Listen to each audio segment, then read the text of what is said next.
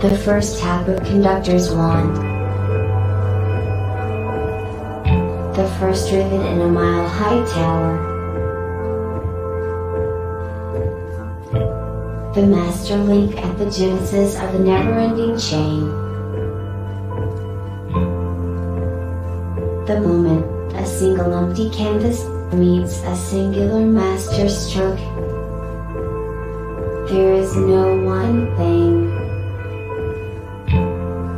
Because now, there are many. Because soon, there will be more. Because one is ever the beginning. Like the first link in an infinite chain, or the first rivet in the tallest skyscraper. The master stroke is found in the masterpiece. What will you begin? Hello, everyone. Welcome to episode 49 of the World Blockchain Roundtable. This week, it is the rise or fall of projects post-FUD and other attacks. Hosts for today are Greg from Rivet, Dave from Din.social. Satoshi John is expected. He's having difficulties connecting or something, so he'll probably pop in. And he needs no introduction, so I think that's good. And I'm Joe, architect, founder of Dragonchain. A quick update on the WBRT layer ownership tokens from last week's episode. Each host will get 166 lot. Every topic contributor, 27 lot. The theme last week was suggested by Jacob Wayne, who will receive also 27 lot. The ownership tokens come with perpetual passive income, free edits, and most importantly, governance votes to essentially decide how this whole thing progresses through time, right? A quick update. There was a theme suggestion DAO vote for May, and the winners were history of cryptography, blockchain, and metaverse in pop culture. That should be interesting. Freestyle, Web3 culture wars, and host's choice, which we do have to figure out how to handle. You know, how is it different than freestyle? Well, how do we? I don't know. Maybe we all have to go in and say, hey, I'll answer any question about X, and then I have to be on the show, that type of thing. I don't know. We'll figure it out, right? So that's everything. Let's see here. Current events. So how do you want to kick this off? What are the big things? Well, I only hear like one thing the past 2-3 weeks. You know, it's interesting. It progressively gets like last week. I think Sean made a rule: no talking about Elon. So he's not here right now to give that, and so maybe we can talk about Elon. It's interesting because at first it was he's taking a almost 10%. Maybe he'll have a board seat. What are the implications of that? And it's interesting because I don't think if he had skipped straight to buying Twitter, we would have gone through the progression of all those conversations, because there was already the conversation, assuming this was all he was going to do. Like, oh, he's got a seat now. Wow, that's crazy. Maybe he'll get us an edit button. You know what I mean? That kind of thing. And so that started kind of like chumming the waters a little bit, I guess you could say. And so now everyone's paying attention to it already. And then the purchase comes out. And it's like, now that everybody's already primed, the pump is primed for like everyone to give their shitty opinion, including myself. My opinions are just as shitty as everyone else's, but I'll give them. And no, I think that impacted it amplified the immediacy of everyone having an opinion already by the time it was announced. Yes. Yep. Absolutely. Absolutely. Well, yeah. Well, there are a lot of theories around it. I mean, there's some interest, in my opinion, interesting insight also that the things that they complain about that will happen. Oh my gosh, Elon is going, and of all people, Elon Musk, right? He's taking this over, but he's a billionaire. I'm like, wait a minute, give me a break. It's like there was nothing about Bezos buying the Washington Post. Why is that? There's nothing about. There was a small, like from the right, I guess there was a little bit of pushback on that. If you want to frame it left and right, which I don't typically like to do, but I think was probably even more like a libertarian side of, what kind of nation state intel is operating behind you? Why did he buy a failing newspaper, right? Yeah. Or if you've got that, and I hate also the whataboutism kind of thing, because I hate that about, for me, it's Trumpers, right? I hate talking to a quote unquote Trumper, and every time I bring something up, they're like, well, what about this person? Or what about that person? They da da da da da, But I'm about to do this. I'm about to say the same shit. What about Bill Gates buying up all the farmland? Right. You know what I mean? What about Bezos buying the Washington Post? What about, there's so many examples of arguably worse things happening. But Elon liberating Twitter, and that's the difference. I think it's not one of our billionaires as opposed to its billionaires. And when we say our, it's literally whoever is the globalists, whoever they are, whoever that is it Klaus is, I don't know who it is, right? But it's interesting because that insight was about basically saying the things that they will complain about, that Elon is going to have Nazis on here and he's going to allow racists on here and all this. And frankly, what of it? Yeah, they should. It's like whatever. Anybody else, as long as you are not posting death threats, which by the way, Twitter doesn't ban people for posting death threats. Exactly. Like you can be Al Qaeda and you can post a freaking death threat against everybody in the West. Mm-hmm. And you can stick on the platform, or you can be you can be a Saudi prince and you can argue against the Elon Musk conception of what quote free speech absolutism, right? Which always gets my goat, because what other kind of free speech is there? Yeah.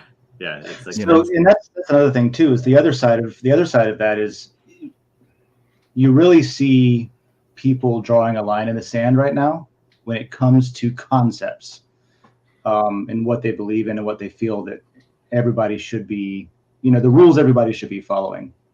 I had an example when I started talking just now. What was it?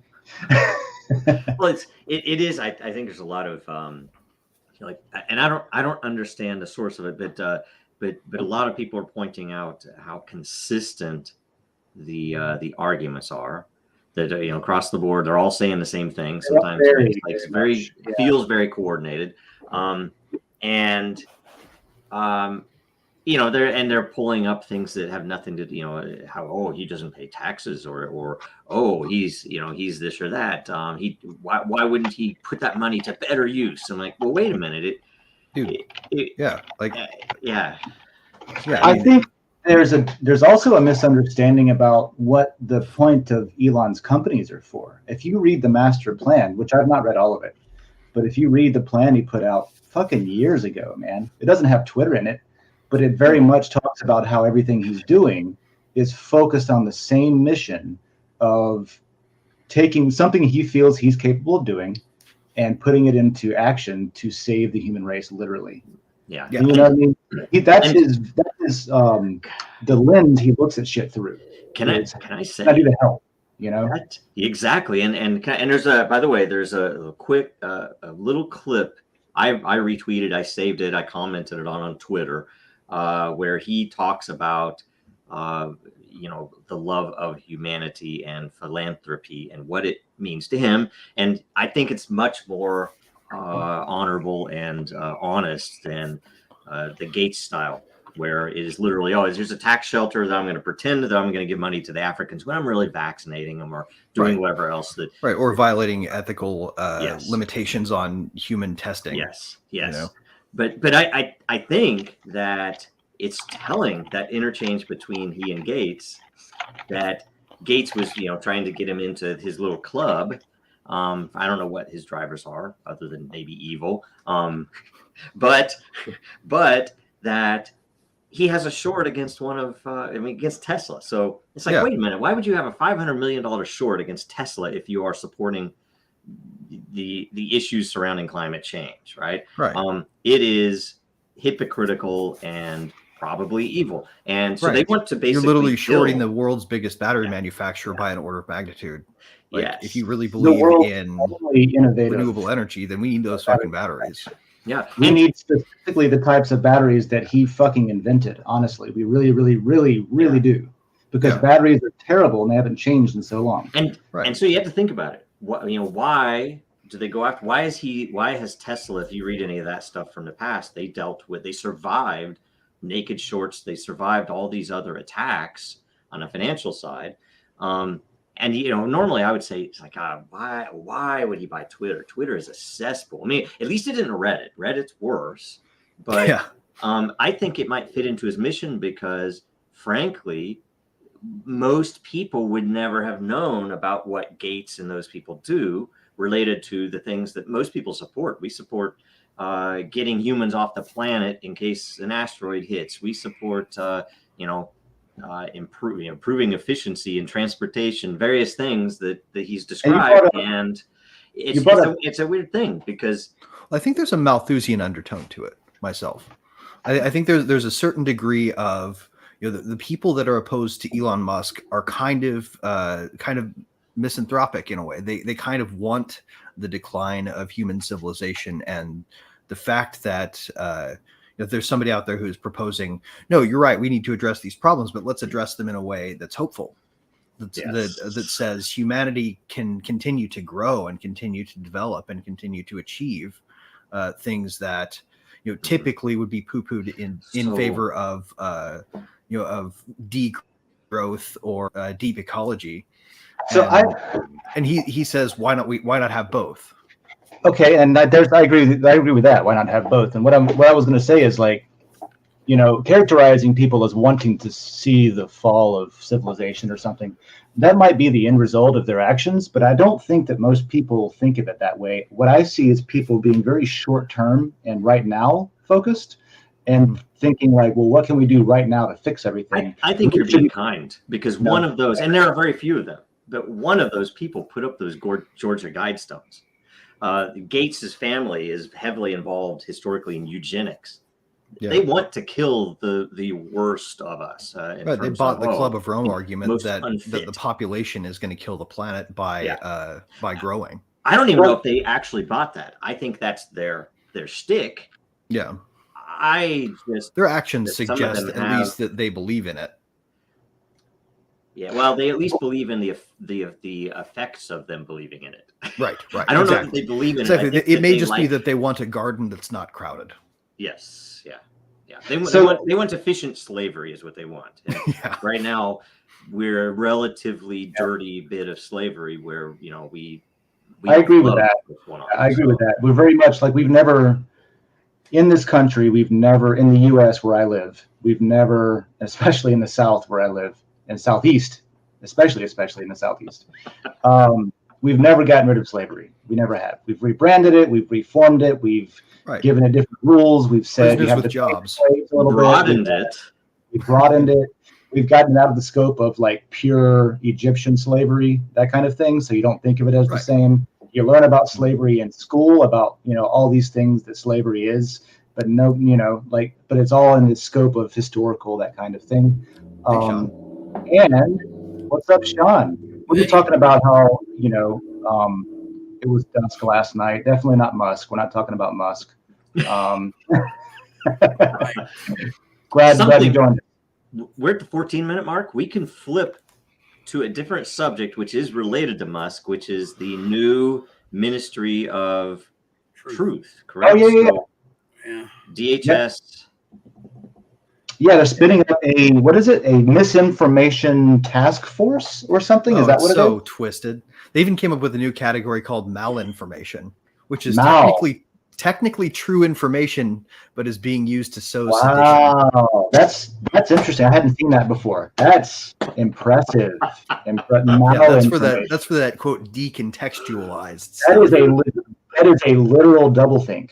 Yeah. What you're saying is true. So we probably need new legal precedent on that too, because it's not perjury because it wasn't a lie, but it is.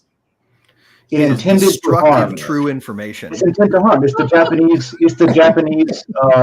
Oh my God! You know how Japan handles that? I don't know if you do, Greg. being more law inclined, but Japanese handles it very, very interestingly, where when you say something, and this is interesting because there's already a nation state precedent, right? Mhm. If you say something about really weird when it comes to the law about somebody else defamatory, right? Even if it's true, you can be prosecuted and charged legally because That it is did them harm. Yeah, that is true in Japan. That is not true here. no, not In yet. the United States, truth is a defense. And, Yeah, not yet. well, I mean, and the courts are the ones who thing I create think that that we're precedent. missing. That's been going on for the past 20 years. Is that we've always been taught, or at least I was, we're right.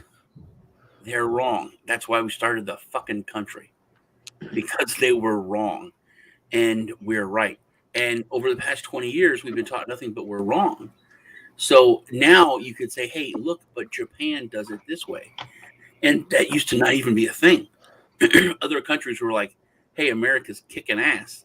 Maybe we should do it that way. But we stopped doing shit the American way, so we stopped kicking ass. Well, I mean, Right. that's actually another really good point, because one of the things that that I've gotten in some interesting discussions on Twitter, which, by the way, they're under code freeze right now. Yeah, so that. So they can't do anything to to hide what happened or They'll have ways, this. Not to well.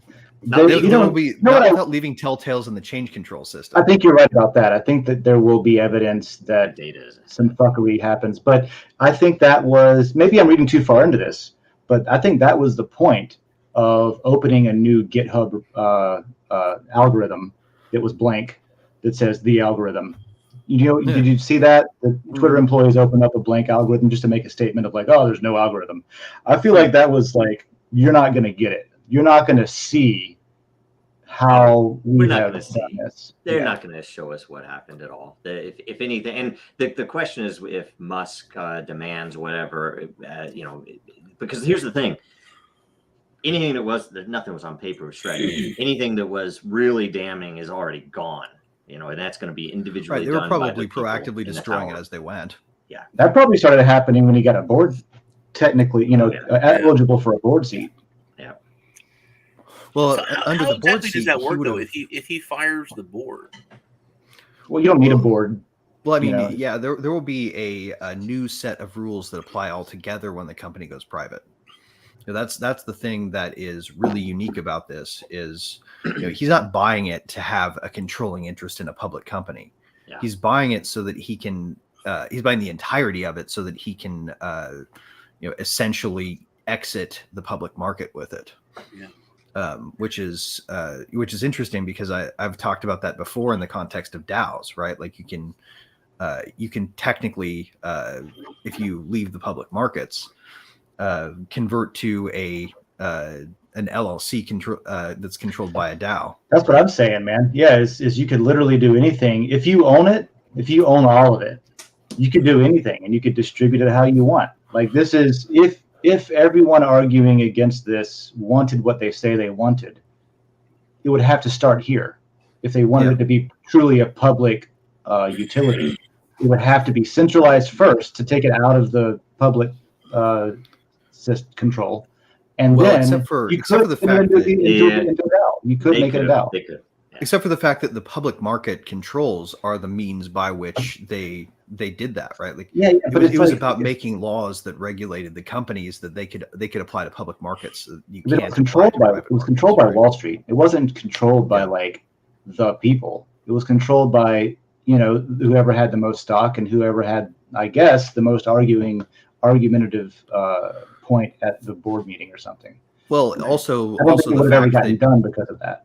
Also, with the legal enshrining of ESG principles, right? Like that they can only force on companies if they're public, right? There's a whole subset of laws that can only be forced on a company if they're public. I didn't know that. I know that I did. I guess I did know that. I learned about that a little bit with like Pharma Bro and the arguments about like, oh, he actually had to do that because there's a law saying that you have to maximize revenue for a public company, yada yada. This is where I end up agreeing with Andrew Yang a lot about capitalism and how it needs different measures and different goals besides pure GDP, pure money, pure like fiat Well, I mean, creation kind of thing. See, I don't think that's capitalism. That is literally the government requiring those things to be in place. Well, that's what I'm saying. If the company had Those are the actual measured- legitimate goals, it's like, okay, we're going to get together and create a company with these goals. And you don't have to worry about the regulatory side and all of the things that might come from that. Capitalism can work. And if you say capitalism, it's free markets for what matters. Yeah. in that, right? We've seen free market Don't capitalism exist. be so fucking effective. I mean, the rapid Well, here's the pace thing. of You've seen a tiny approximation of free capitalism, free capitalist markets being effective, radically effective. You've not seen ever real free market capitalism. The closest I haven't you've until I was gotten born in is '85. crypto. Yeah, Yeah. the closest you've gotten in crypto, and they've since battened all of that down. There's so Right. much. Free markets looked a lot like the ICO craze. Yes, which is Well, people even- lose, people win, but that is just massive. I remember the Obama administration created a rule where like your first 3 patents got a steep discount, and Barack was talking about how we haven't had an inventor with a portfolio like somebody like Tesla or Edison or something in so long in the U.S. And I was just thinking, you don't have the conditions to allow that now. Right, you killed it a long time That's ago. why. as a It isn't country. because the patents are too expensive. By It's that you definition, killed that shit. Ultimately, by- Eisenhower, I think, was right, and that what we've had, to this day is sort of a dominance of, the military-industrial, scientific, bureaucratic, complex, like this whole glom of people who have the authority to control the markets without having any accountability to people. That's why you have big oil. That's why you have big pharma.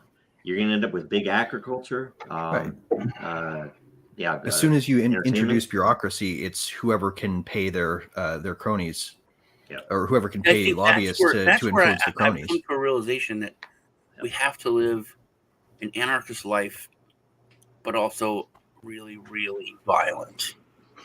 When it comes to anyone that's the watchers, that's entrusted, they have to die if they step out of line.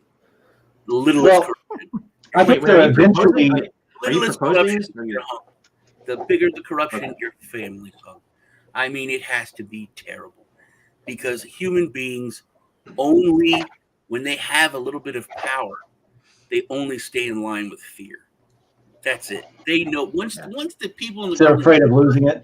Yeah. once they weren't scared of getting put in jail, Yeah. they just went insane. And I will say that's why the First and Second Amendments are there.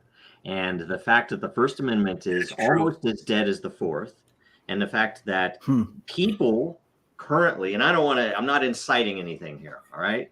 But people are too polite for the Second Amendment to work, except with a very high threshold. So People when are that afraid to threshold is say. hit, People are afraid to say what the Second Amendment is. I watched a congressman, and that one little dude that looks like a troll, he's one of the big ones. Anyway, Which one's that? I saw a composite image of all of them, and it looks he's like a really, troll. really old. It's getting worse. Short.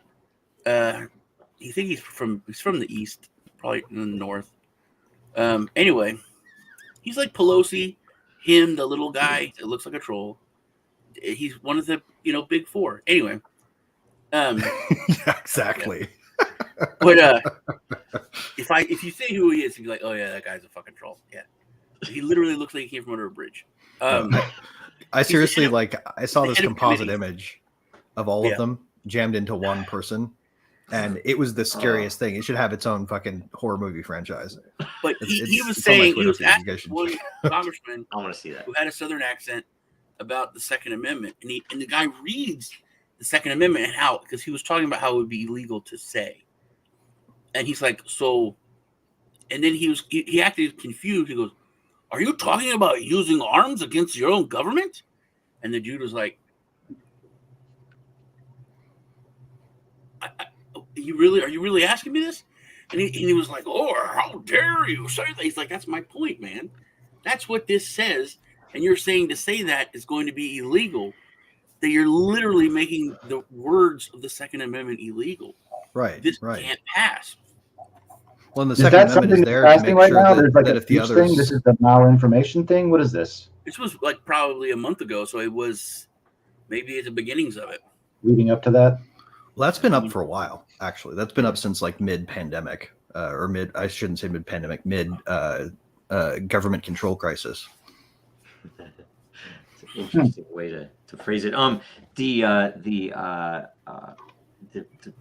crazy thing about it is, and I think I read a post from 4chan poll weeks ago. I don't know what show it was, but it was during the Canadian fiasco, and when they went after normal people, parents and just people who were at a political protest, right? Right, because horns were honking, and it was just it needed emergency powers. And the fact that I guess the main point is that when people are doing things that are legitimate forms of civic, even civic duty, that if they are met with the same, let alone more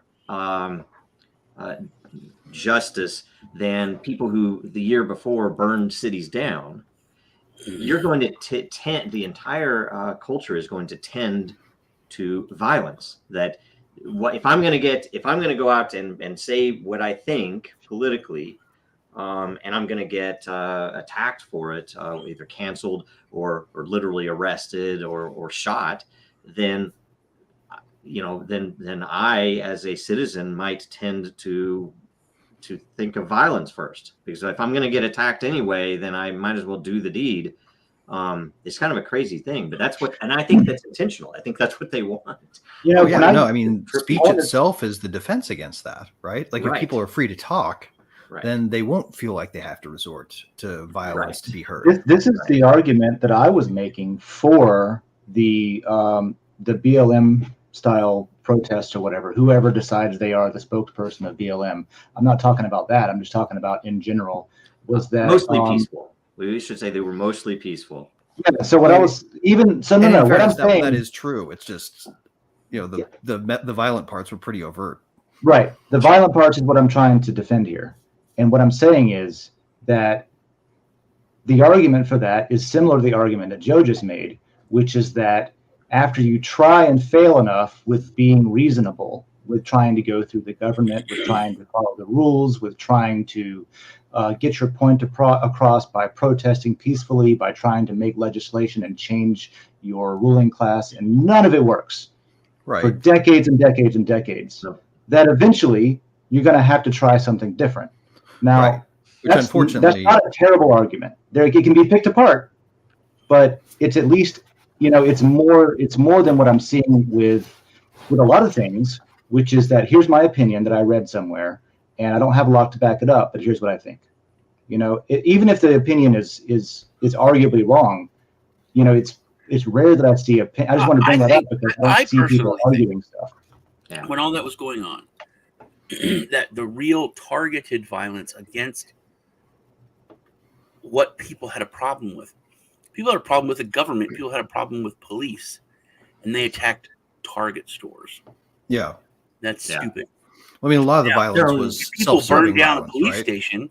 Yeah, when people burn down a police station, the next time a cop wants to act illegally, that will be a thought in his fucking head. Right. That could happen.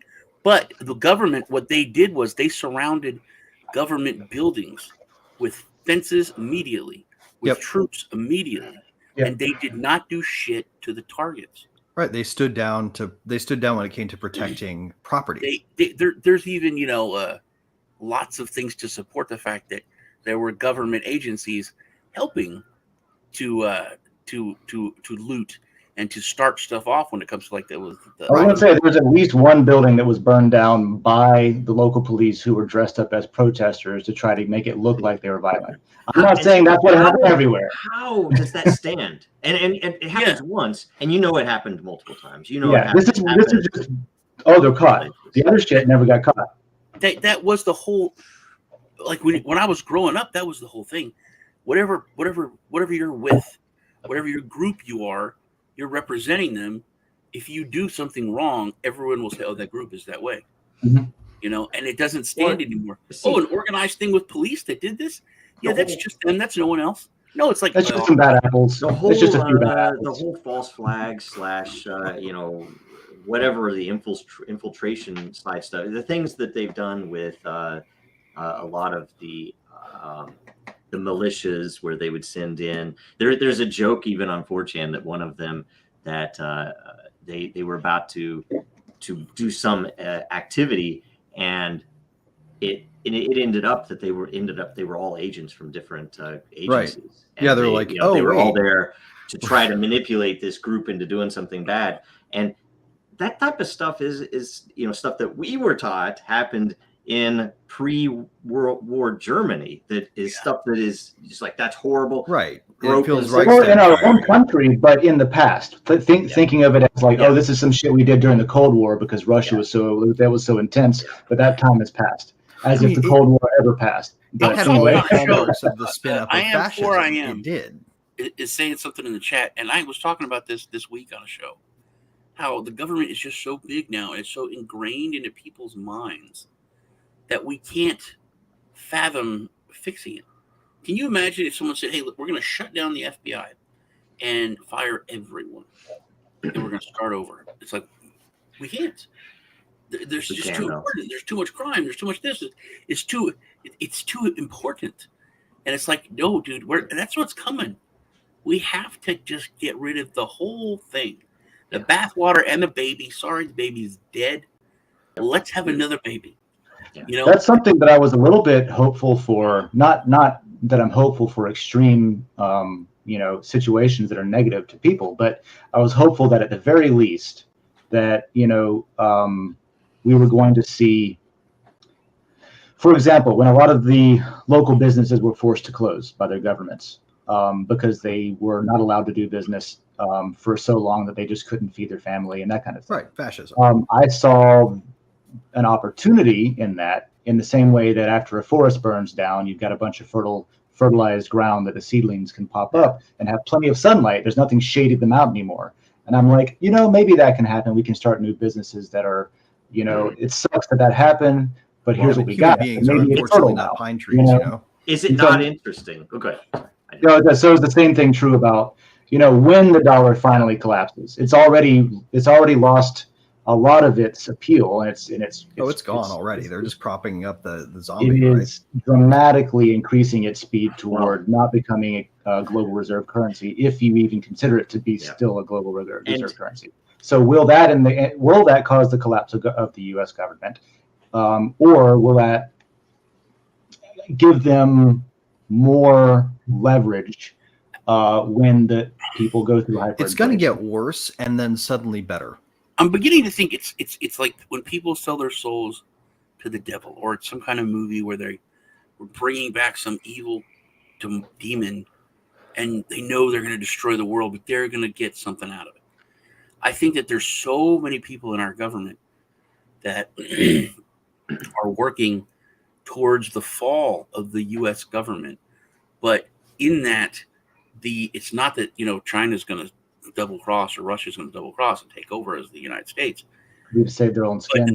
But what they're going to do is they're going to make this world government, and we're going to have a place in it, man. We're going to. It's like they live. It's exactly like they live. The humans that went along with the aliens are like, man, we're going to have a piece. We're going to get a piece of that good life. Well, here's the question. That sleazy dude that said that. I think that's where we're at. Here's a question: is it all collapsing finally because there are decentralized currencies out there?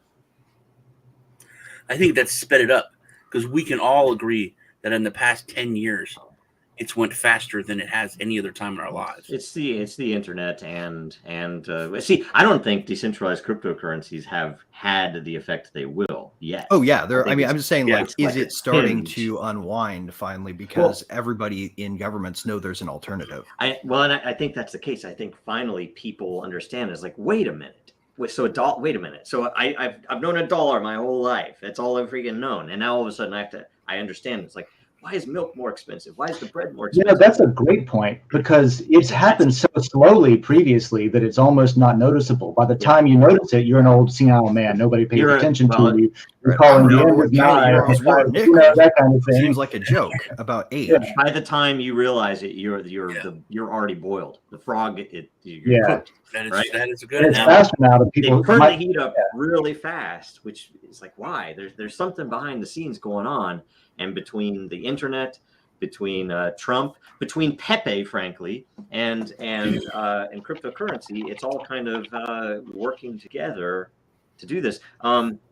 You know, because you think about that, you have businesses. It's like, oh, we'll close them down. Why? Oh, because people have a cold. We're gonna cover up. We don't know. Mm-hmm. And then we had to get to a point. We had to get to a point mentally where we allowed it and accepted them telling us. They've been doing that for 10 years ago. It wouldn't have been there. Right, and 10 years ago they never would have proposed it. Right. True, because they would have known. Yeah. Right. 3 years ago, and they were like, we're not sure if we can propose this. Contrast closing down all of your local businesses with too big to fail. We have to throw tons of money into these banks. We don't care if they're foreign banks. We don't care this taxpayer money. Well, it's not even. It's just money produced out of nowhere. And then the most extreme, which is not even fathomable to these people, which is the too failed to fail, which is the government itself.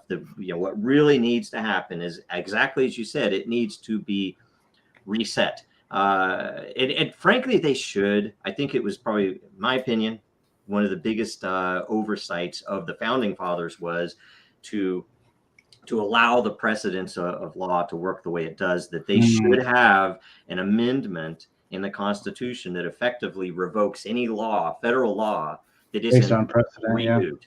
Because that's the thing. Jefferson talked about the need for a revolution occasionally, because you have to clear house. But at the same time, like, maybe we're in a place now where we can just ignore it. Maybe the answer is parallel system. Yeah, that's what we talked about in Monerotopia a lot, was parallel economies, second layer economies, opting out, not fighting against. I don't think we can. We would have to starve it by not paying it. Because what they have done is they've made the we too small. We could have ignored it 10 years ago. We could have done things, but now, isn't enough people. Okay, well, but does not then the prospect of a free speech internet returning, because much better, and that's where the power of DAOs can regrow the we, because the we can grow their money together and have more financial clout. So those are certain things that we have that we really didn't have before. Mm-hmm. But they've been, and that's what's frustrating for me, is that I consider myself to not be a complete idiot, and you guys are way smarter than I am. So I know that it has to bother you more, that when you look at whatever plans, the quote they have, I don't understand it. And like, why are you poking the bear? These people are armed better. They're more aware of what's going on. That is not true. Piss them off, and then 10 years later, you see it all come together. You go, oh my God, or something that you didn't even think of. And they're not more aware. I'll contend with you on that point. I went through that with I'm talking about people, the people that are armed, the people that are freedom-loving people, the libertarians. This is what I'm saying. We're aware of what's going on. We're more aware as a group of individuals, right? Like, because we're not trying to force conformity of opinion. Yes, and those are the ones we therefore have right opinions hidden in a bunch of wrong ones more frequently. Those are the people that are being targeted. Those are the people that are being, that they're trying to silence, are the people that are aware of what the hell's going on. Yeah, I remember being active duty in the military. It's more that they're trying to force the silence upon everybody who doesn't parrot one opinion. They're trying to silence all opinions but theirs. And that's really, to me, what gives us an advantage, right? Because my opinion might be wrong in some cases. Your opinion might be wrong in some cases. Everybody will have the right of it at one point, but nobody will have the right of it if we insist upon one opinion. Yep. And last thing I'll say, because we do need to get to questions, is that I'm willing to talk. I mean, I think all of you know this at this point. I'm willing to talk to anybody, and I like to go in with the assumption that maybe I'm wrong, right? But whenever I start talking to somebody and they just tell me that, like, I'm not willing to argue this because here's what I'm saying and this is the truth, and if you don't agree with me, then fuck you. I just don't know what to say to that because I almost want to be wrong, but then I don't get any explanation of the opinion at all, or any like how convince me. I will tell you, you being, and this will be the last thing I say. Then we go to questions. Is that all right? Sorry to get the last word. Maybe that's rude, but I will say you being admittedly on the, and I don't want to say left, liberal, whatever I'm pretty loose with my liberal left, like, yeah. So I'm not like I will tell you, I'll interpret that for you. wing. I'll interpret that for you. Most of those people are tired of getting canceled and getting the bullshit from big tech that they've had to deal with, from Google, from Facebook, from Twitter, that we can't say. And I don't know whether it's right. I consider myself libertarian. That sometimes people think I'm a rightist. That we can't say some of the things we think on Twitter, at least before. On Facebook, still, right? Yeah. You will get banned. You will get canceled. You'll get blocked out. And right. That they're going to compete with Twitter now, though. So when you talk to someone who is advocating the other side, you think, well, your opinion relies on censorship, and that's not across the board, right? Because there are enough libertarians that sometimes do veer a little bit to what might be considered liberalism, but it's still okay if they're open to free speech. That's what that is. Right. It's all about people. Listening to people. Yeah. The thing that I always like about, and I just want to make this one tiny point, like, you were born with 2 ears and 1 mouth for a damn reason. And we should listen twice before we speak. That's good. I like that. The best thing I would do as a former financial advisor is just hold a mirror up to them, David. Just say, yes. Okay, obviously you don't want to have a conversation because you don't want to know that you're wrong. You're saying that you would just hey, this is what you're doing.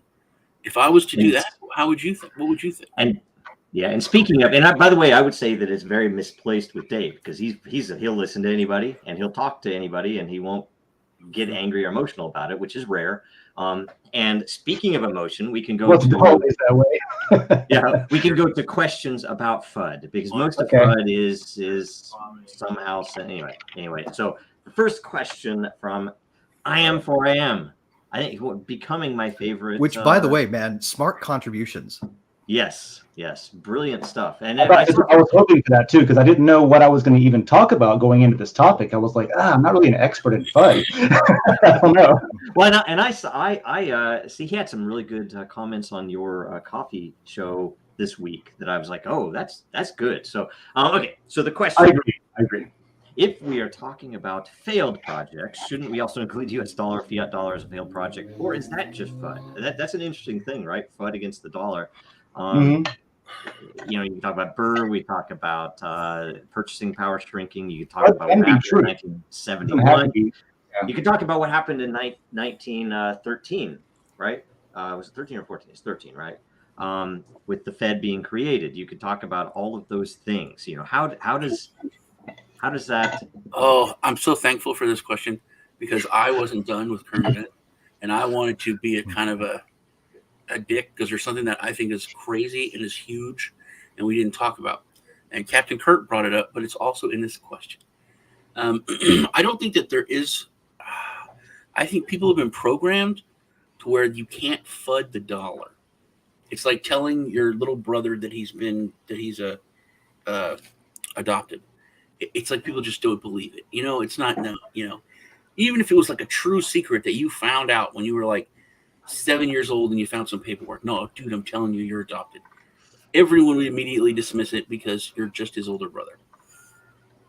And I think that anything that you say about the dollar, people just can't process as FUD. Right. People just can't understand why. I mean, dude, look at what it is. It's fucking paper. There's nothing backing it. There's nothing there. And people like, I'll kill my family member for this. I would. Let's think about this. I will sell you my child. I mean, it's just paper, and people have that mindset. It's Like- hard to FUD that. Well, okay, so what is FUD, right? Like let's for a second unpack the acronym, right? Fear, uncertainty, doubt. Those things are human emotions related to sort of our our medulla oblongata response, right? Our lizard brain is where those come from. Those are the basis for all of our negative emotions about And something. survival, quite a bit about, we've survival evolved in a hunter-gatherer society. Are That's all a good dependent point, upon those because things. honestly, I could tell you the biggest impact that I've had with trying to, I guess, when it comes down to it, FUD the dollar, to open people's eyes, is when and this is one of those brilliant things, when people came up with the term inflation, and how it takes all of the negatives away from the money. It was a euphemism for debasement to begin with. Look at how much this stuff costs more. This stuff is costing more. It's so much more, this stuff, and it's not that this is going down in value. It's not that you need more of this, because that would FUD it. That would be a negative to this stuff. It's all about this price going up. Look at how much houses cost. Look at how much, but nobody talks about, man, the dollar's going down in value. I have to get so many more of these things to be able to get stuff that I have normally had. If that was the mindset, we wouldn't be here. Again, it has a numerary function built in. It has a declared value of 1 = 1, which has been backed by a lot of commerce since the time it became untethered from gold, right? That's where what I was saying is, I get through to people when I talk about gold.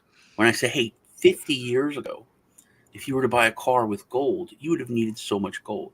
If you would have bought groceries with gold 2 years ago, you would have needed this much gold. Today, you need 3 times as much money, as much paper dollars. Right. How much gold would you need? It's close to the same amount.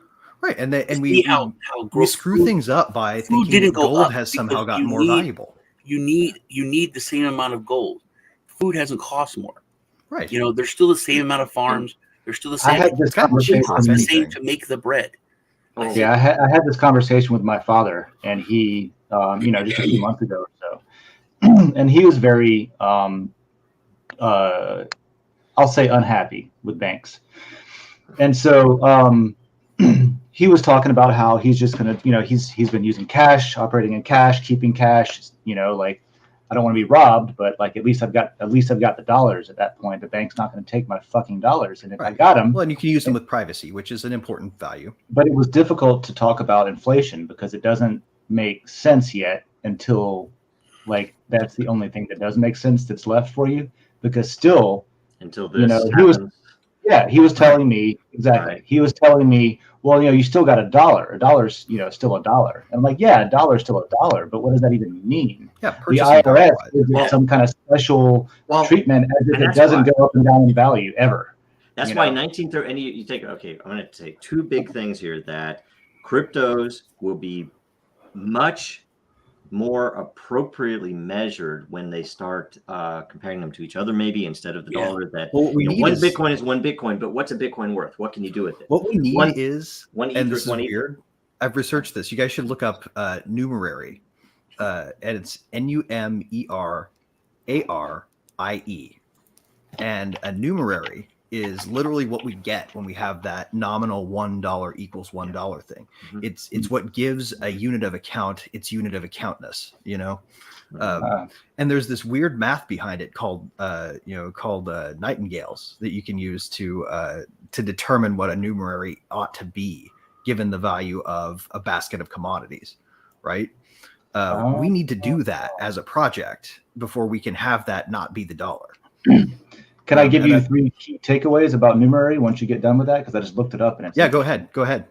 So it's an economic term of French origin, acts as a benchmark for comparing value of similar products or financial instruments, Second takeaway, numerary is usually applied to a single good, which becomes the base value for the entire index The or medium market. of exchange that And is the general medium of And exchange. the third is that the U.S. dollar remains the numerary for most commodity prices.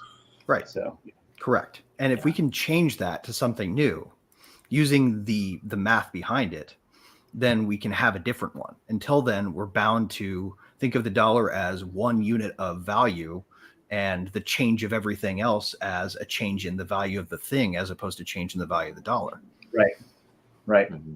And again, 1913, the two sides, because on the one side, you have the IRS, where, okay, they're going to take money from me visibly. I have to send it in. I have to pay taxes.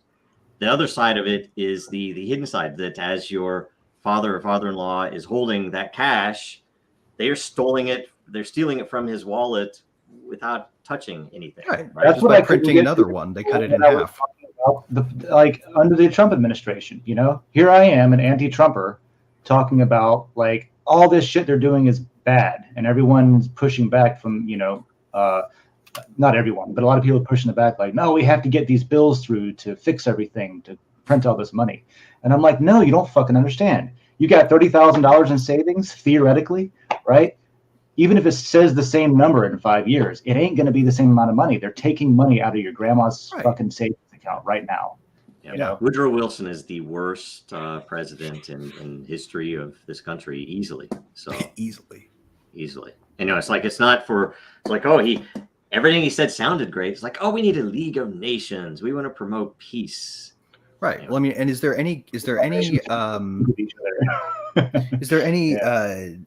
thinking still about how right after we got the Federal Reserve and the income tax, where the income tax was designed to have brackets, and they only were going to tax people in this top bracket, and everybody else was going to not pay any. Well, then they cranked up the fucking inflation, and all of a sudden, without changing those rates at all, people at the very bottom are subject to it. That's why I'm suspect of the wealth tax. So many people are pushing that. Elizabeth Warren is championing the wealth tax. Right, you don't have to change the rates. You just have to let inflation do its work. Yeah, it's disgusting. That's why I am of the opinion that we should just let them have the damn money and use better money. Right. Fine. You want all the money? Have the money. I don't care what you do with the money, because it's going to be worthless.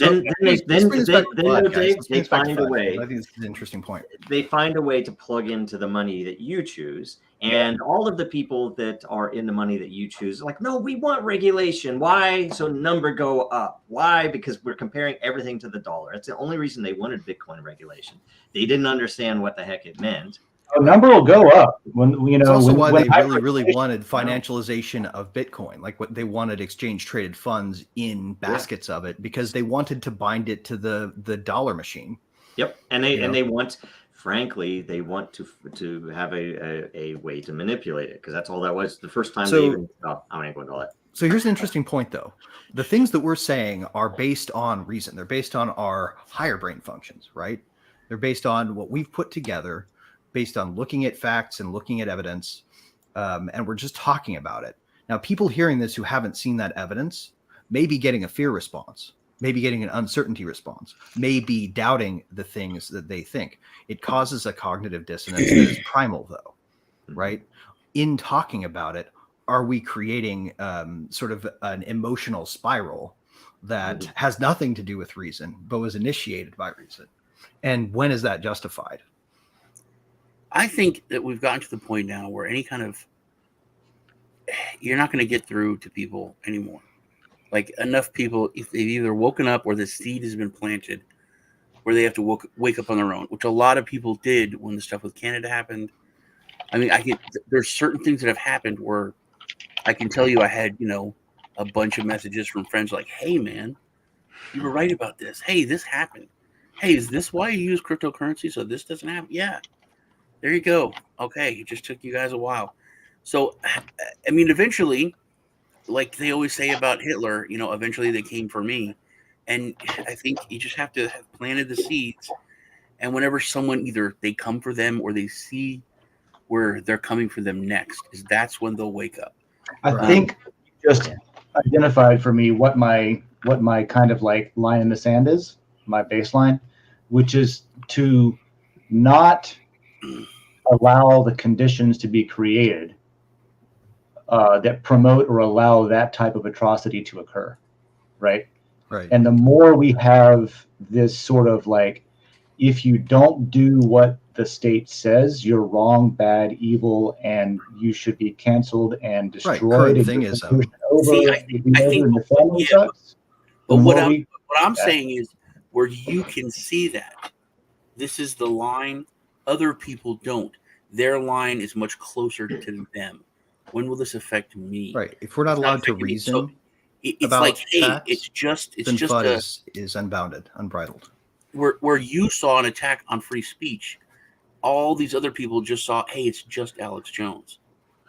Because even people like, hey, I hate this guy, but this is wrong. What's happening is worse than anything he can say. And there was like, no. What you do to him is setting an example. The means this one time, and it's true, man. There's so much gray in the world, but certain things have to be black and white. You know, well, I mean, and just because there's so much gray in the world doesn't mean it's all the same shit. Men can't get pregnant. Now there's a fucking emoji. It's so common thought that that's just a fact. Emoji. No, dude, it's well, I mean, because I think gray, the gray argument is oftentimes used as a demurrer, as it used to say, like, as a way to say, like, everything is of equivalent moral value, right? And equivalent ethical value, and therefore you ought not have an opinion. That's not true. Shades of gray exist. The fact that we want to say the world is gray has not said anything yet. Yeah.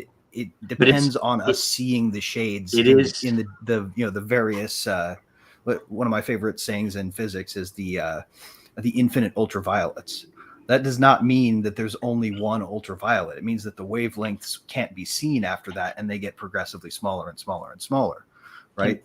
That's the gray. The gray is problem, lots of different shades of it. It's a gradient of gray. The problem in this case is it's extremely hard for rational people to counter irrational arguments and to deal with being canceled. And it's like you can only be rational for so long.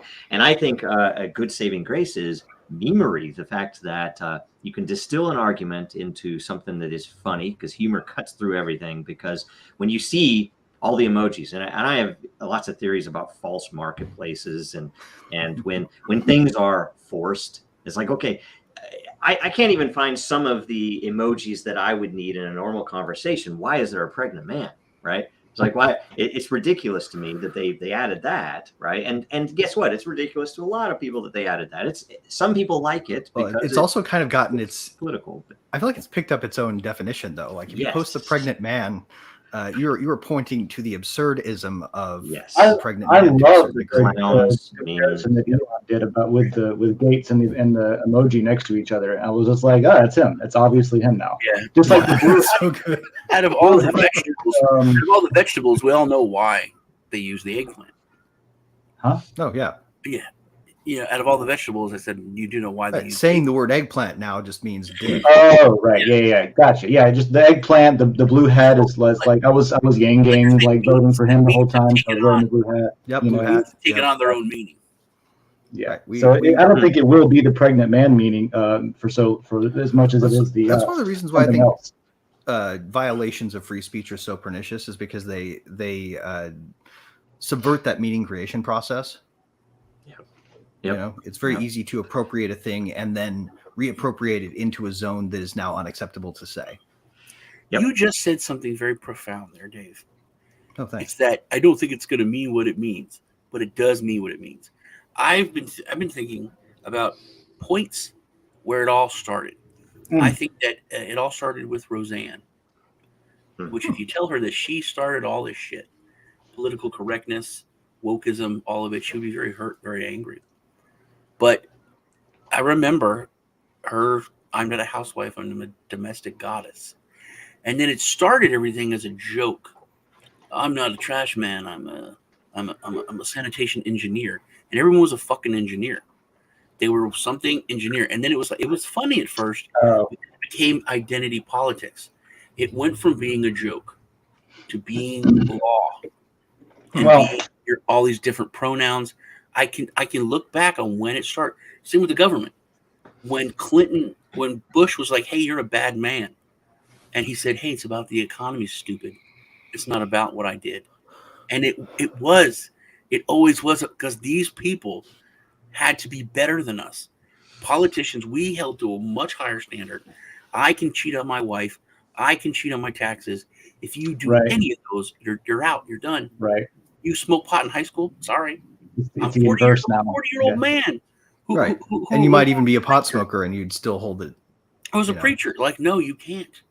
But it was fear. It was, once again, going back to what I said, it was fear.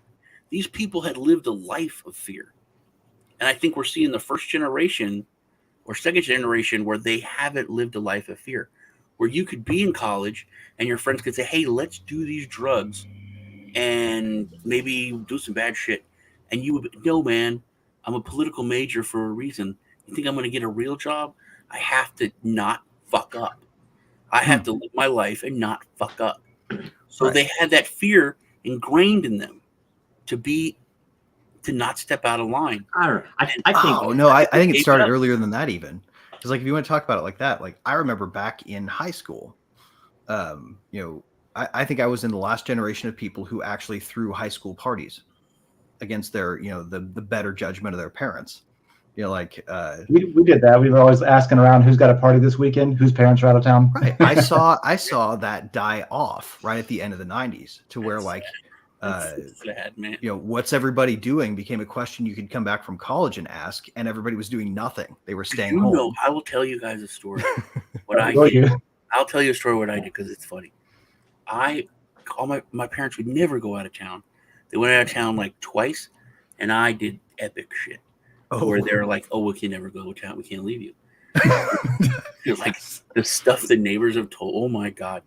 Like, I mean, they came home. I was in bed with like 3 girls. It was like crazy shit. I hot wired a pool cover. So I had this idea. I'm like, Mom, I gotta be popular.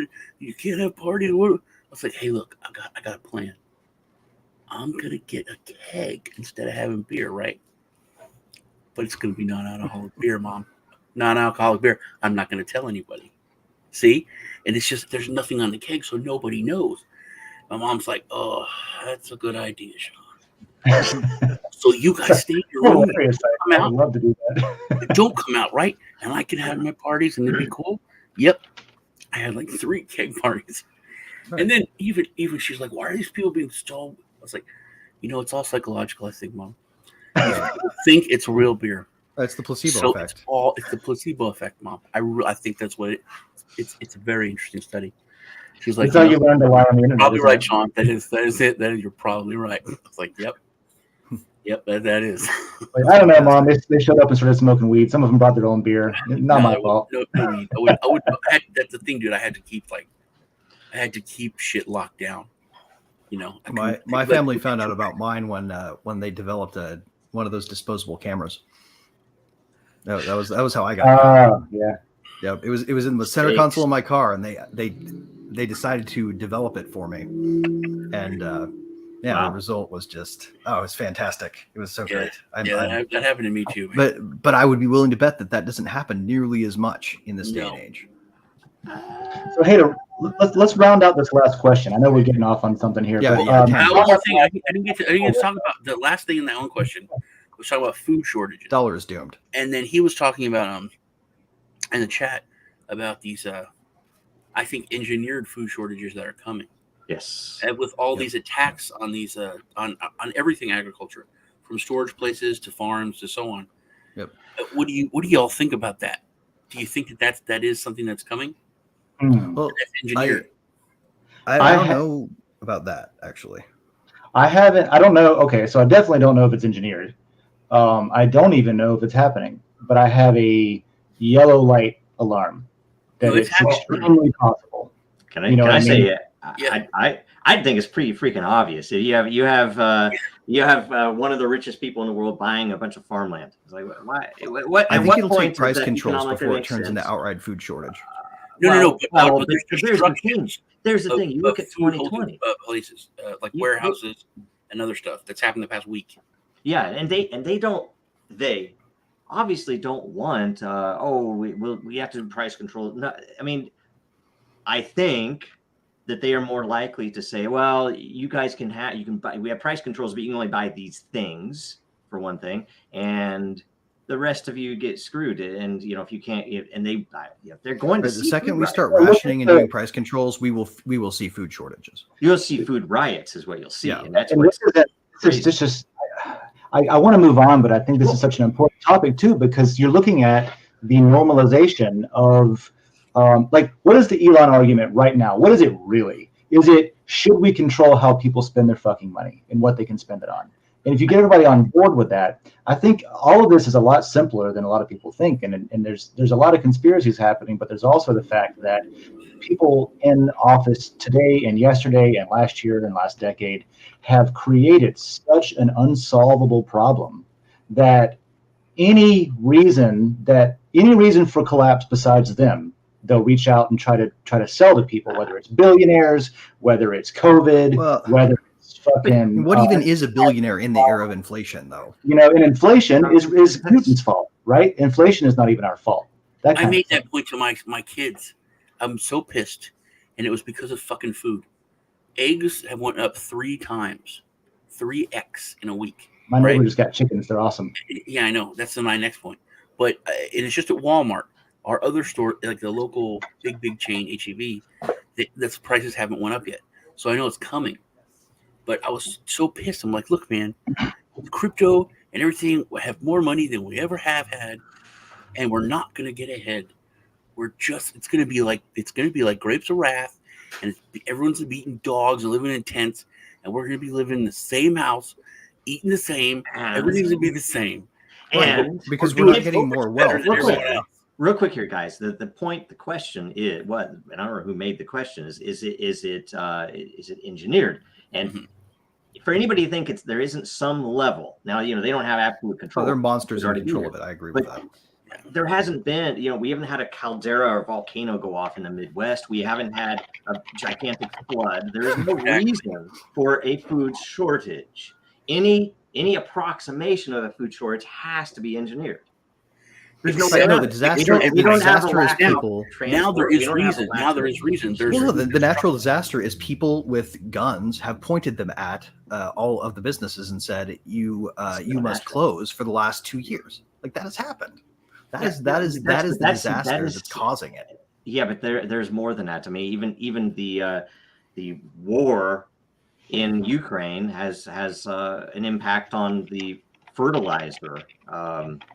Right. We've started. And honestly, this did start with Trump, right? The mercantilism, the idea that wealth is a zero-sum game, and we need to globally protect ours before other countries get it. Like that. That is a nonsense view. Look up what's been going on with the food destruction. And I was looking. Speaking of looking up, I was just realizing I can see I Am for I Am's comments in our chat over here, but I just noticed they're not showing up over on the Google chat there. So he's got a lot of interesting stuff. I think food stamps should be abolished, Captain Kurt. I think you should go to a WIC system where anyone that needs food should be able to get food. That's what food banks are for, really. But that's true. But I think that anyone that needs food should be able to get regular food. I mean, you can sell your food stamps. You can buy candy. You can buy other things with food stamps. I think everyone in the United States should have sustenance and nutrition. But I know that be provided by the market. I mean, it's like people. No, you can produce food. You know what? I've realized with what Musk has done that I am certain things I am a socialist on. It hurts my feelings to say it, but I think that everyone should be able to have medical care, especially if the government's taking as much of your money. Well, that's with that assumption, yes. If you're going to take all the money on one side, and they're not playing it on the other, then you should be paying for my entire life. But what they give you isn't care. Yeah, you don't actually get what you're being sold. What you get on the eggs thing, Dave. I think what it did during the pandemic was a backfire.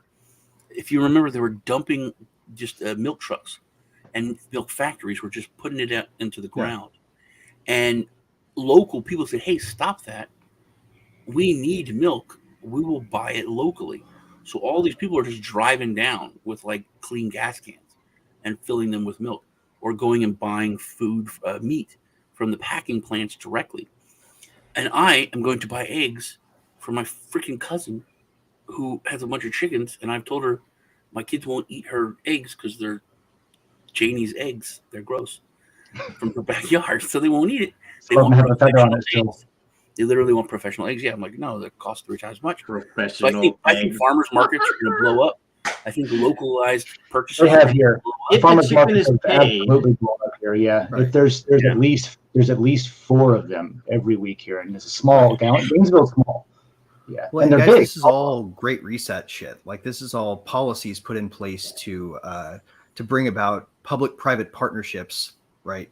Or as I like to call it, traditional Mussolini-style fascism. They've essentially they're doing this on purpose. If they have Sean, like, then this won. Can't be something where we just pretend like it's not on their purpose. whole point in 1913 is foreseeably won because Sean is a socialist because of the current situation. It's like I agree. It should be if they're going to take everything, they should pay for everything. But I'd rather they not take everything. Right, because I would be a customer of the doctor's I'd rather office. not say, what's a better WIC system or a better welfare system. See, That you whole can thing- make I the want to argument. pay. I personally want You to pay can for my make the healthcare. argument that our medical in the United States is so much better than say Canada or somewhere else because If it's so free, you're not the customer. You're the product. But then, having worked in the insurance industry, dude, that's messed up, and it's causing so many problems and so much. Just and also the legal system, Greg. You got to admit, just everyone sues the shit out of doctors because they can't. It's like, fucked. The legal system. You hurt my although feelings. That's malpractice. Although I do think that kind of lawsuit is far better than the kind of legal action executed by a government bureaucrat. But look, how much is malpractice insurance for a doctor? Average. It's insane. I mean, my dad throw the number was a out there. doctor. People don't know. My granddad was a doctor. They regularly had to weigh that in comparison to the rest of their business, and it drove up costs, right?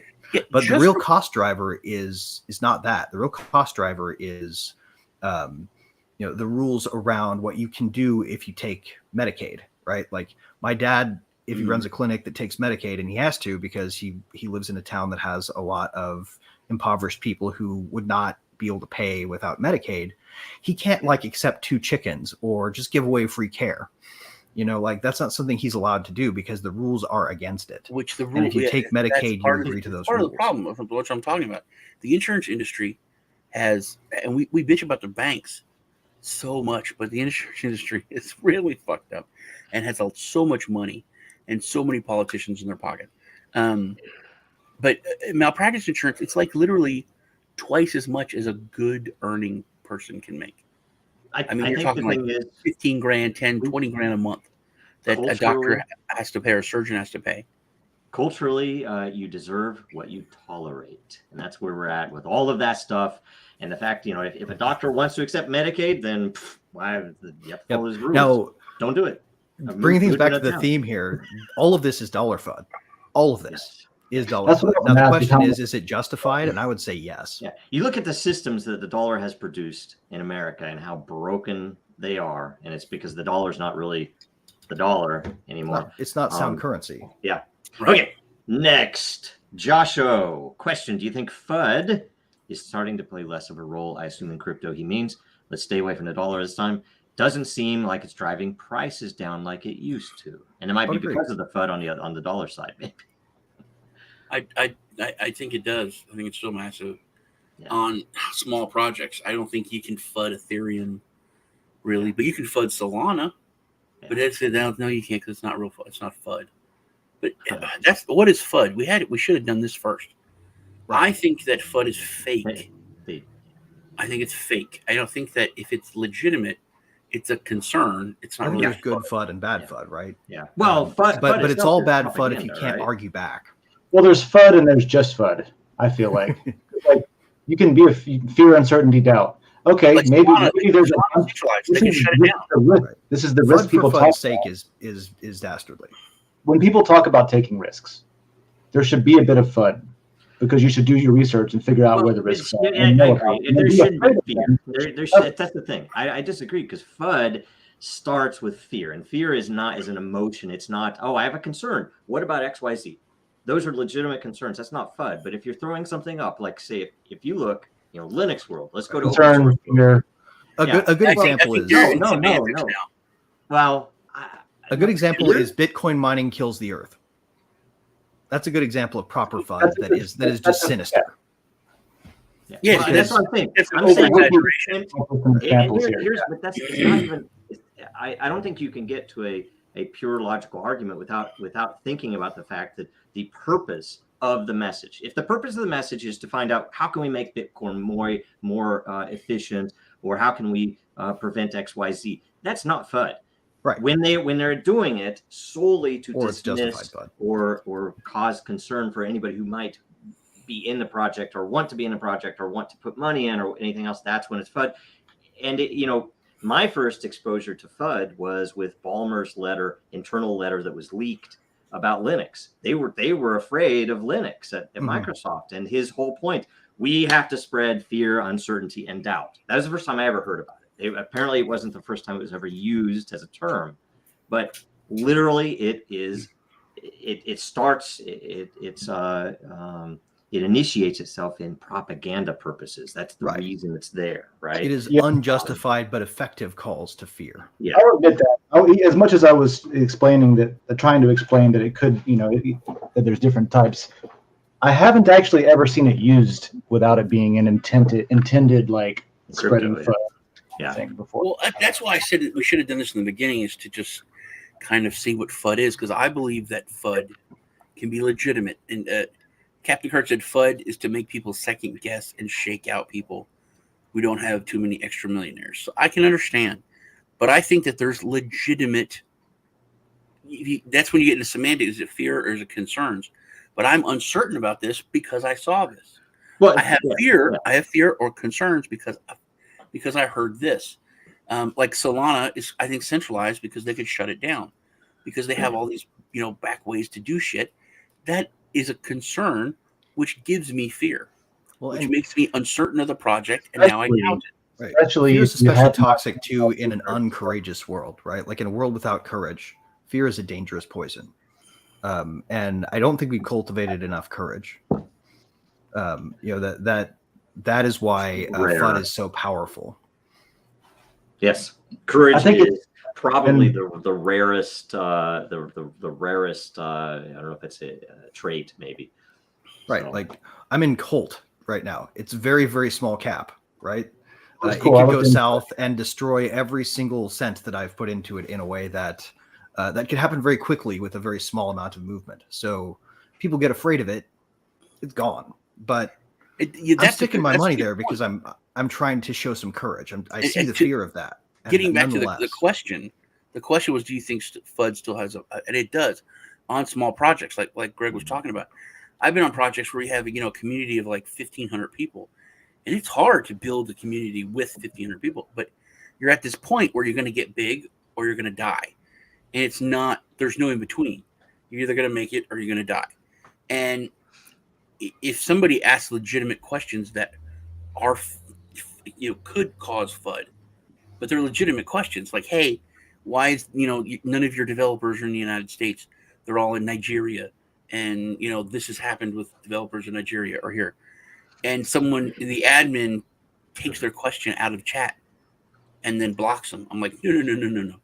Right. No. Doing that, it's much needs more. A vocal FUD is going to bring much more FUD than the question. Yep. Well, answer the question. Yeah. And it's like, hey, these people have done this. They worked on this project. We know who they are. I mean, you answer the question. Because doing what you did just brought more FUD. Right. Like, FUD plus now censorship that guy, is the death of a project. was much worse. Yeah. But to the question, I think it definitely, on small projects, anyone can FUD it.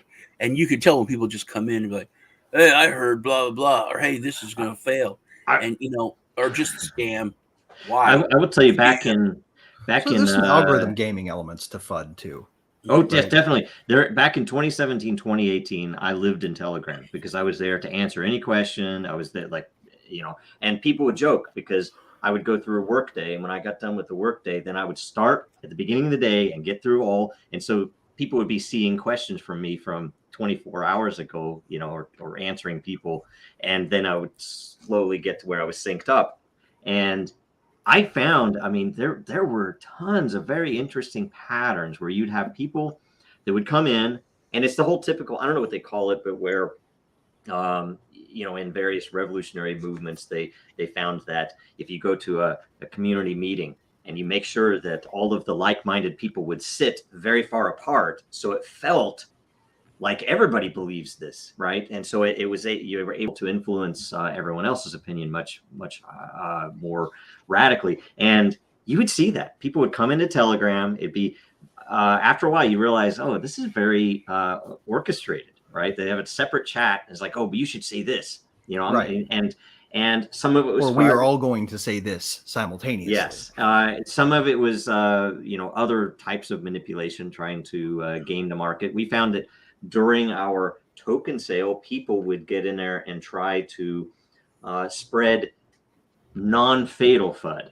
That's right. What I would call it, where it was like, basically getting people to not be as interested, but not saying anything that would be fatal. Right. Or, and what you need in those cases is enough community strength and resilience and courage to come up with their own group that says, okay, we're going to counter that FUD. Yeah. Like I was part of one of those groups when Tesla was getting hit by Tesla Q really hard. That was my first encounter with battling FUD. And it's a war, and the winners of that war have projects that survive. That's why I like what I Am said in the comments a minute ago.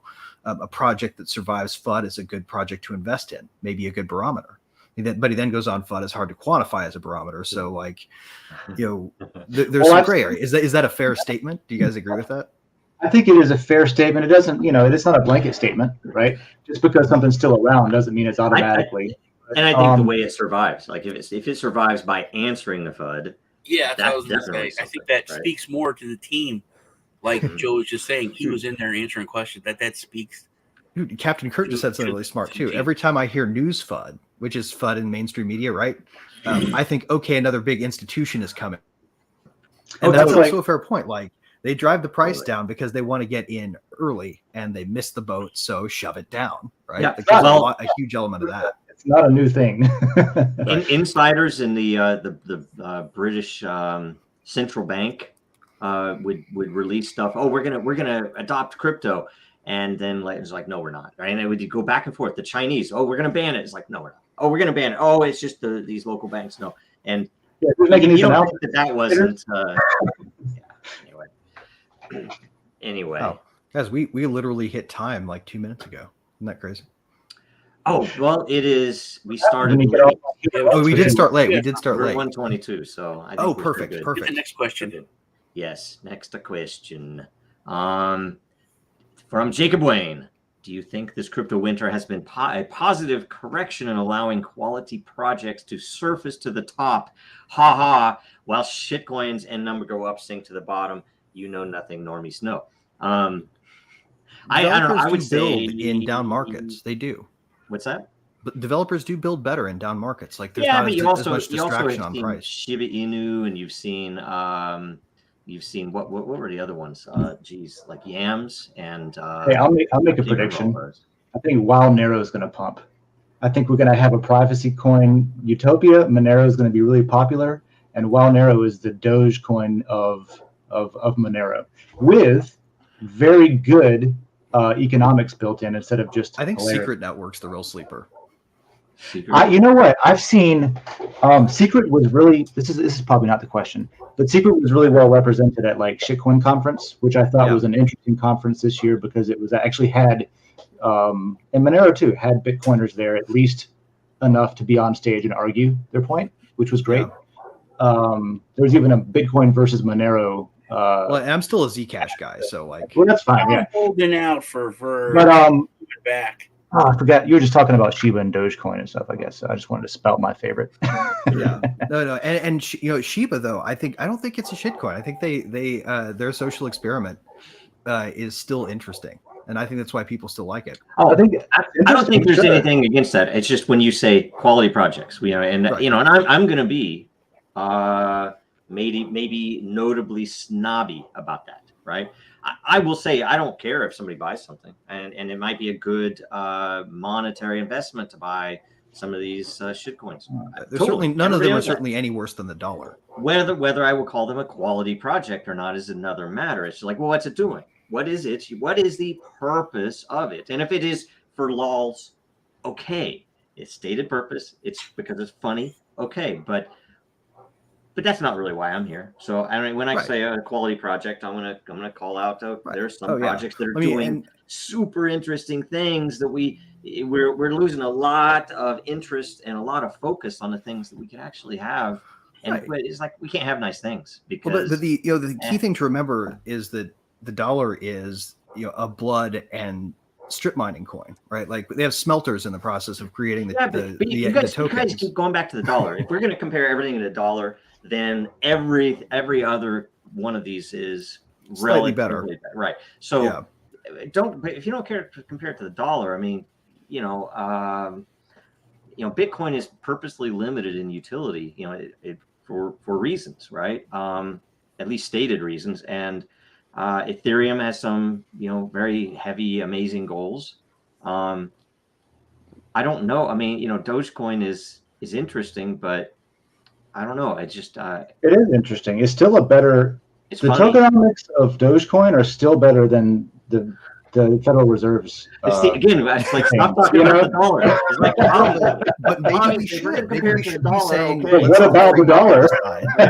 Maybe we should be saying, let the free market decide, but definitely acknowledge that all of them would be an improvement. If Shiba became the world currency, it would be better than the dollar. This technology is not reserved for monetary dollar replacement, right? That's not the only purpose of it. So when you talk about quality projects, I was like, I don't know, at least as of now, and there might be a lot of projects that haven't seen the light of day yet that have been developed during crypto winter, but largely during crypto winter, we've seen a lot of pump and dump of BS. Talking about, right? I don't think we've hit it yet. Well, that is exactly what we're talking about. We're talking about does crypto winter allow quality projects to rise above, since it's not a big hype cycle and everything's not doing great? Because when everything's doing this crypto winter, and I'm wondering if you think stuff's still in the market as far as I'm concerned. It's is there a crypto winter? It's good that I didn't know of. I don't know. I think all my projects, quality project. Maybe there's been a crypto winter among quality projects. I think we're in for crypto winter, but I don't think because I don't see guys, pumps. Like this isn't a crypto winter. This isn't a crypto winter. Like crypto winter is Ethan Bitcoin back to levels that they were at in 2018. And that's not something we've seen. I think when you saw Ethereum go down to $200, I can't remember what Bitcoin. It went down to $80. I bought a bunch of it at $80. Right. What was insane? What was Bitcoin at? What was $3,000? About $3,000 or so. $3,500. Yeah. Yeah. And that was actually, I remember, because that was the moment that I called my mom, and I was like, "Look, Mom, I know that you don't understand all of this shit that I'm doing with like Bitcoin and stuff like that, but I just got to tell you, this thing's $3,500. It's there by accident. You might want to let me show you how to use Cash App at the very least, because they were offering it and stuff like that. Yeah. And it was like the best call I had made for her, so I'm happy about that. Yes. It could have gone the other way too, right? Oh, it could have. But at that point, even then, I had been, I had been eating and breathing this shit since I was in the Navy, reading the forums, and I was like, this is not stopping. Yeah. And that is what I would have to believe he's referring to as the crypto winter, most recent. And because we went up to 70 something, but it doesn't make sense that it's dropped since then. Well, to me, but nothing's going to resist a human economic lag. Like economics are real. There are real fundamentals behind it, right? Like everything is going to lose a little bit of its value in a time when supply chains are fucked because the government screwed them off. I would agree with you if I only consider price and I consider price history of Bitcoin. I would maybe agree with you because I just made a bunch of money. I'm gonna X a little, but that's right. It's an artificial depression temporarily. Well, when you talk about fundamentals, though, that's when I'm talking about the Bitcoin, Ethereum, and probably I would say most, except for the really, really ridiculous things, should be radically more valuable than they are. It's true. In the It's market. very true. It's because people don't understand the fundamentals yet. Well, people don't understand value. The options think that the trade price should is actually kind of a problem for that too. But people, and especially in crypto, people don't in crypto because of how young it is and how, like, I wasn't a fucking trader or investor. I still am not, when I got into it.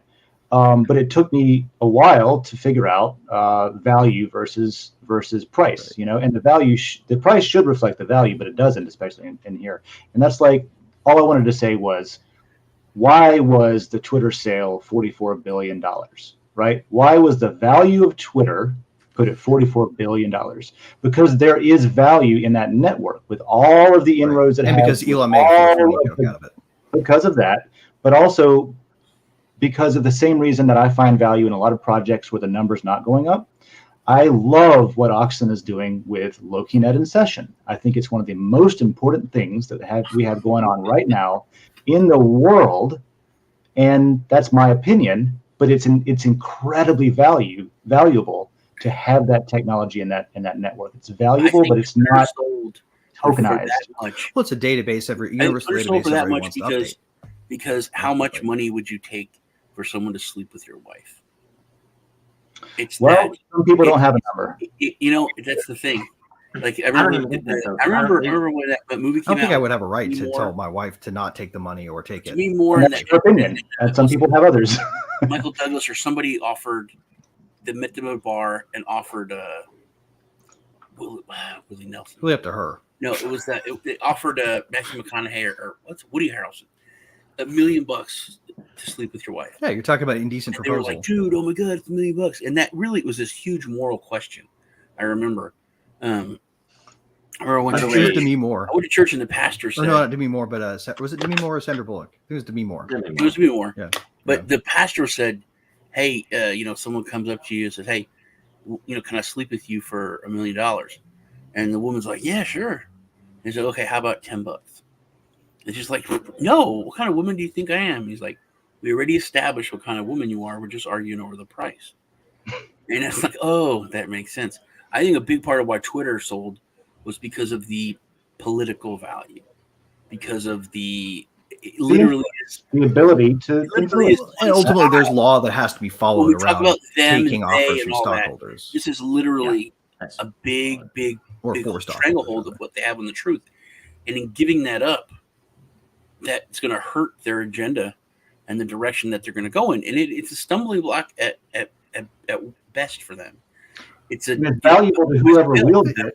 Yeah. Well, but it also recognizes the fact that our laws are not entirely eaten by the ESG monster yet, right? Like, you can't make an ESG argument for not taking an offer if the offer has a high enough dollar value for your shareholders. It's still illegal to do that. Mm-hmm. Okay. Had we had the law changed enough to support ESG initiatives, then they could have said no because the real value to our shareholders is external and it's speech, and we're going to control it. And therefore, for your benefit, no price is high enough. I've seen how many CNBC say that not them, it was CBS. I don't want to misattribute, but the same thing. I've seen them quoting, and I thought this was about Elon. It turns out it was about Trump back in the day. But it was like, if he has that much influence on Twitter, people might listen to him, and he might affect what they think or what their opinions. But it's our job to say what they think, and that's that's our job. Literally, the thing was, and that's our job. And everybody in the room was like, yeah. Mm-hmm. Well, that's a point people are making about Elon when they're attacking him. They're like, hey, he could have done so much more with that $44 billion. And people are like, you know what? The $44 is set on fire. There's people that have the $44 billion. He gave it to people. They can go do those things with it if they want to. The money's there. They can go and you could buy 44 billion Twinkies for $1 a Twinkie, and it'd run out in a year. You could feed the world for one day. Essentially one set of 3 meal days on 2 Twinkies a piece, and that would be that. And that would be the whole fucking waste of it. That would be a disgusting waste of the money. I would be disgusted if he did that. Well, that's what our government does, right? With more money. Wow. Okay, so let's close out. What's going on this week, Sean? Not too much. I'm gonna have a interview, or someone's gonna come on. Maybe Dave. Yeah, Yeah, this You want weekend. to schedule that right now? When is it? What time? Okay, obviously, Dave. It's, tomorrow. Tomorrow? I'm free tomorrow. What time is your show? 4:00 your time. Good. I have an optional meeting that I could potentially. Well, Yeah. what time is 5:30 better? Your time? 6:30? I mean, After earlier. dinner, 7? I'll go 7. Yeah. No, let's do 4. Let's do that. Let's do 4 All o'clock. right. instead. I got that going on. That's pretty cool. Excellent. Yeah. Dave. Me. So I'm going to be on Satoshi Sean's show tomorrow at 4 o'clock, and we have topics and we have opinions, and I mean, you've seen us on here a few times, but it'll be more of a I imagine casual, less holding to a topic. No, it's gonna be called the liberal versus the libertarian. That's great. That's great because I'm a registered libertarian, but also think liberally. So And it's going to be Dave fighting with This himself. country is gonna be good. Yeah, and because why not? Maybe let's broadcast it to DIN. So we have the ability on DIN Social to, if you have a community and you have a show that you do, you can keep doing everything that you're currently doing. Do it on YouTube, and you can literally embed that into an original post in a layer on DIN Social. And on top of everything that you already get on YouTube, you will additionally get paid out some sort of reward based on the interaction on that. So it could be a second layer on top That's of a the great idea, you dirty son of a bitch. Brilliant. You're going to see more of that on the show, I'll tell you. Yeah. Yeah. That's awesome. So that's what's going on here. Right on. Hey, by the way, real quick, I meant to mention this and I forgot. On YouTube, for some reason, I'm not kidding you, it is recommending Satoshi Sean channel now. Good. And it never has before. I've I watched it subscribe to before. it. That's I've probably never it. had it pop up. I'm like, wait a minute, what's this? Right. Anyway, Because all the sensors went back Gotta to sub to Sean's yeah, show. their evil I'm layers. scared. They're licking their wounds. Elon's coming for us next. Oh, God. Greg, what is going on? Okay, so for us at Rivet right now, we have officially cut over to Cardinal. It's up and running. We are working very hard on getting Polygon support out very soon. So we will have some news on that soon, and we've started working on something really cool that is a token that you will be able to buy in any quantity from us and redeem for infrastructure.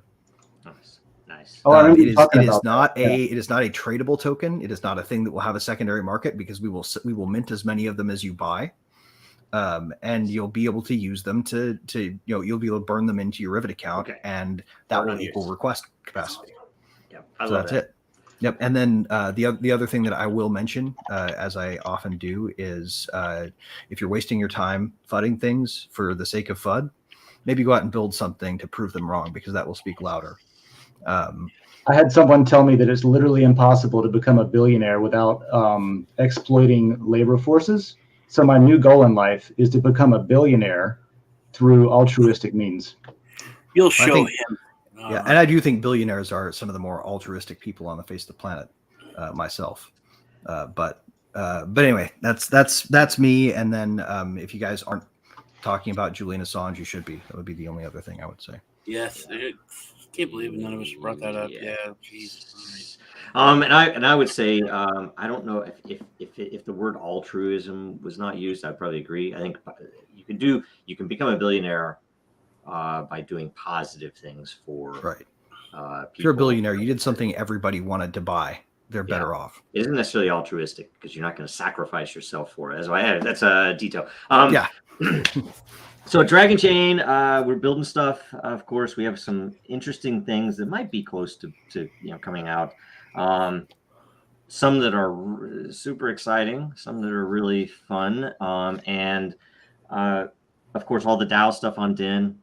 I don't know. I'm still impressed with what's going on there. It's fun, amazing stuff, and it's working. And then I was on. In fact, I had to get up at 5 a.m. this morning to be on the. And there's a show called Veritasium Network, something. I can't remember the name of it, but it was interesting because they were talking about DAOs and the legalisms around them, and it was like, oh, there's some interesting risks and. But there are a lot of assumptions too, because a lot of people assume that a DAO is simply a financials, like an investment network or something that is decentralized. But I'm like, well, I mean, that's not every.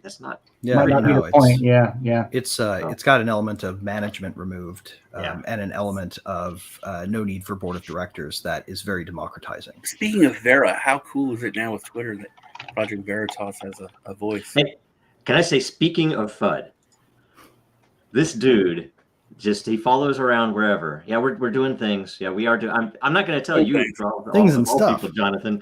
Yeah, go live your life on Reddit and YouTube. Thank you very much for your input.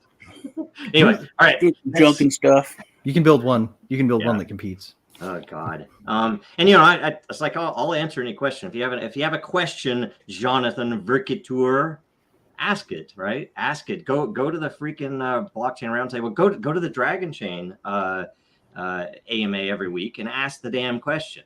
It's like, I don't know why you come in. It's like I think this is the dude that came into Den because we closed down Telegram, and it's crazy, right? So it's like he hates us, but he'll come onto the platforms and complain about bring your constructive criticisms. They're welcome, right? Like, that's how.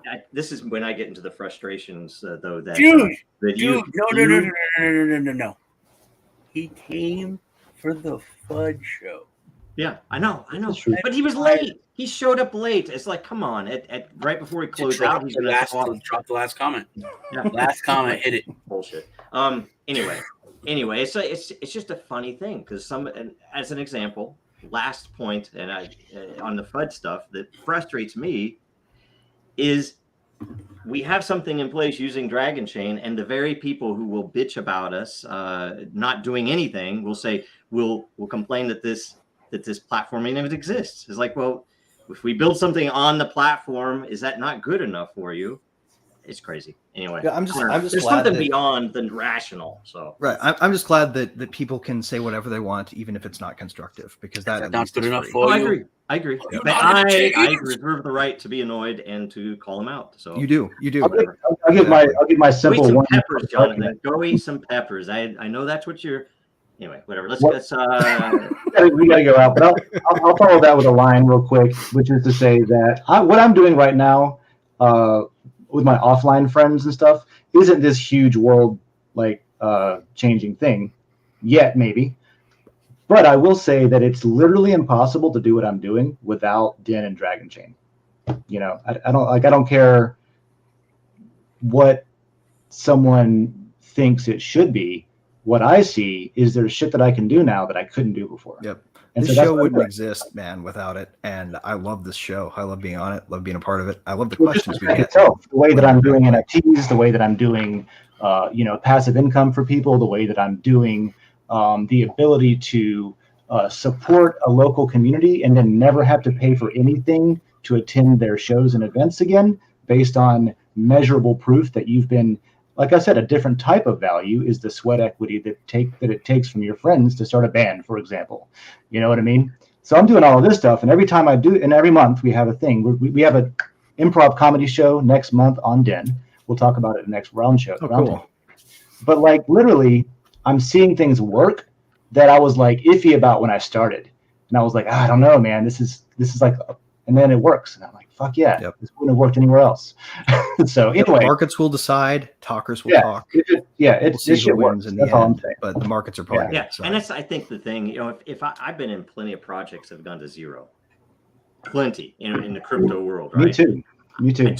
Am I going to go into their Telegram channels and bitch about them? It's like, no. It's like it goes to zero. It's like that's just people trying to make the number go down more, though. You know what I mean? Yes. I don't know.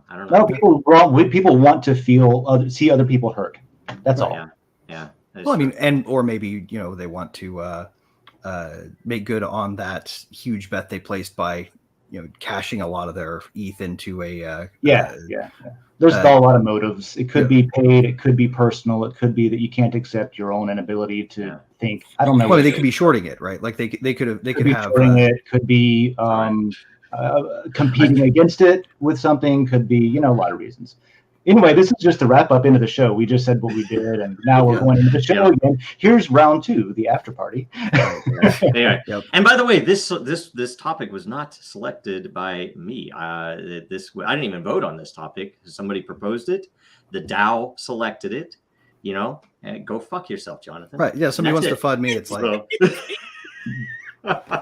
Now, more than ever, our data is at risk.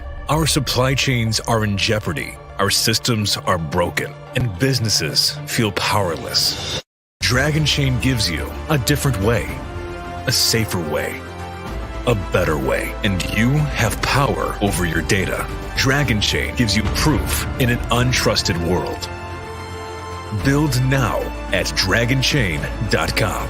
America's blockchain.